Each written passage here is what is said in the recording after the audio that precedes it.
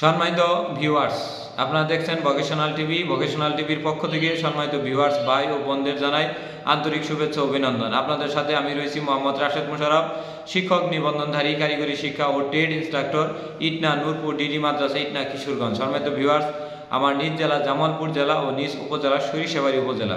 তো সম্মানিত ভিউয়ার্স, আজকের আলোচ্য বিষয় পঞ্চম গণবিজ্ঞপ্তিতে সার্টিফিকেট সমস্যা নিয়ে আলোচনা। সম্মানিত ভিউয়ার্স, এই সার্টিফিকেটের সমস্যা নিয়ে অনেকে আবেদন কোথায় করবেন না করবেন এই বিষয় নিয়ে একটু চিন্তায় রয়েছেন। আমি আপনাদের সহজ করে বলি যে আমরা 16 এবং 17তম শিক্ষক নিবন্ধনধারী যাদের বয়স 35 বছর 3 মাসের মধ্যে রয়েছে তারাই পঞ্চম গণবিজ্ঞপ্তিতে আবেদন করতে পারবে। তো এই পঞ্চম গণবিজ্ঞপ্তিতে যারা স্কুল পর্যায়ে আবেদন করবেন, কেউ স্কুল 2 পর্যায়ে আবেদন করবেন, কেউ কলেজ পর্যায়ে আবেদন করবেন। তবে এই সনদে আমরা 3টি স্তরে বিভক্ত করি। একটি হলো প্রথমটি ধরি কারিগরি, যাদের সনদে কারিগরি লেখা রয়েছে, অর্থাৎ এসএসসি ভোকেশনাল, টেকনিক্যাল বা বিএম ভোকেশনাল লেখা রয়েছে, তারা সহকারী শিক্ষক, কারিগরি যে পদ কিংবা জেনারেল যে পদ রয়েছে, বাংলা, ইংরেজি, গণিত, সাধারণ জ্ঞান, এগুলোতে আপনাদের আবেদন করতে হবে। এর বাইরে আবেদন করলে আপনি এমপিওভুক্ত হতে পারবেন না। এরপরে হলো যাদের সনদে ডিএমই অর্থাৎ মাদ্রাসা লেখা রয়েছে, আর কিছু লেখা নেই, তারা শুধুমাত্র মাদ্রাসাগুলোতে আবেদন করতে পারবে। তারা কারিগরি এবং জেনারেল যে স্কুল প্রতিষ্ঠান সেগুলোতে আবেদন করতে পারবে না।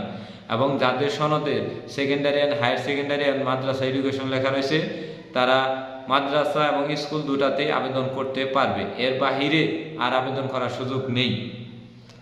আরেকটি বিষয় আমি বলে দিই যে এনটিআরসির কয়েকজন কর্মকর্তা বলেছেন যে পঞ্চম গণবিজ্ঞপ্তি থেকে যার সনদে যে বিষয়টি উল্লেখ রয়েছে, অর্থাৎ আপনার সনদে কারিগরি লেখা রয়েছে, আপনি কারিগরি বাইরে আবেদন করতে পারবেন না। আপনার সনদে শুধুমাত্র মাদ্রাসা লেখা রয়েছে, তাহলে আপনাকে শুধু মাদ্রাসাতে আবেদন করতে হবে। এবং আপনার সনদে মাদ্রাসা এবং জেনারেল দুটাই লেখা রয়েছে, তাহলে আপনি মাদ্রাসা এবং জেনারেল দুটাতে আবেদন করে পারবেন। কিন্তু এর বাহিরে যদি কেউ আবেদন করে তাহলে তার আবেদন বাতিল বলে গণ্য হবে। কিন্তু বাতিল গণ্য না হলেও তিনি এমপিওভুক্ত, সহসা এমপিওভুক্ত হতে পারবেন না বা এমপিওভুক্তি জটিলতায় পড়বেন।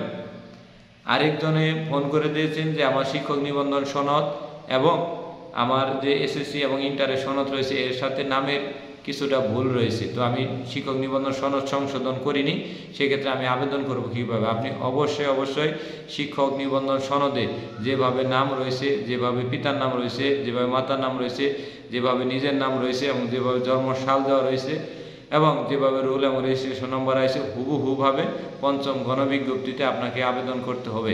এর বাহিরে আবেদন করলে আপনি চূড়ান্ত সুপারিশও পাবেন না এবং প্রাথমিক সুপারিশও পাবেন না এবং আপনার আবেদন বাতিলও হয়ে যেতে পারে। এ হলো সার্টিফিকেট জনিত সমস্যা। আরেকটি বিষয় আমি আপনাদের বলি যে এই সার্টিফিকেট অবশ্যই আপনারা এনটিআরসির অফিসে গিয়ে সংশোধন করতে পারবেন। তবে সংশোধন করার আগে কেউ সংশোধিত নাম ঠাম দিয়ে আবেদন করবেন না। যে পর্যন্ত প্রাথমিক সুপারিশ না পাবেন বা চূড়ান্ত সুপারিশ না পাবেন বা আপনার হাতে যে পর্যন্ত সনদ না আসবে, অনলাইনে যে পর্যন্ত না থাকবে, সে পর্যন্ত শুদ্ধটা দিয়ে কখনো আবেদন করার চেষ্টা করবেন না।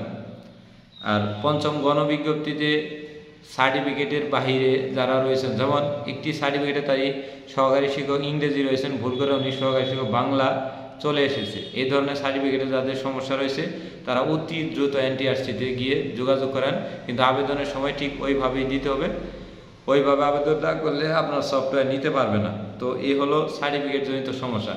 এই ধরনের সার্টিফিকেট জনিত আরও কিছু সমস্যা আমাদের মধ্যে পরিলক্ষিত হয়। যেমন সার্টিফিকেটে বলা রয়েছে যে টেকনিক্যাল অ্যান্ড বিজনেস ম্যানেজমেন্ট, কিন্তু আপনি কি করলেন যে টেকনিক্যাল বিজনেস ম্যানেজমেন্ট আবেদন না করে জেনারেল ভুক্ত প্রতিষ্ঠানগুলোতে আপনি আবেদন করে ফেললেন, কিন্তু আপনি চিনলেন না। এখন এগুলো চিনতে হবে। আপনি যদি কারিগরি হন তাহলে ওইখানে অবশ্যই ডিএসএসি ডিটি লেখা থাকবে, আর যদি শুধু মাদ্রাসায় আবেদন করেন সেক্ষেত্রে ডিএমই লেখা থাকবে। এবং শুধু যদি মাউসির অধীনে আবেদন করেন তাহলে সেখানে অবশ্যই ডিএসএসি লেখা থাকবে। এখন এর বাহিরে যদি কিছু থাকে অবশ্যই আমাদের জানাবেন, আমরা সঠিক উত্তর দেওয়ার চেষ্টা করব। তো সম্মানিত ভিউয়ার্স, সবাই ভোকেশনাল টিভির সাথেই থাকুন। আর যদি আমাদের এই ভিডিওটি আপনাদের বিন্দুমাত্র ভালো লেগে থাকে তাহলে অবশ্যই শিক্ষক নিবন্ধনের বিভিন্ন personal group, WhatsApp group, imo group কিংবা মেসেঞ্জার গ্রুপগুলোতে লিঙ্ক কপি শেয়ার করে দেবেন যাতে সবার উপকার হয়। আপনাদের সবার মঙ্গল কামনা করি, সবাই বেকার মুক্ত হন, স্রষ্টার কাছে এই প্রার্থনাই করি। ধন্যবাদ সবাইকে।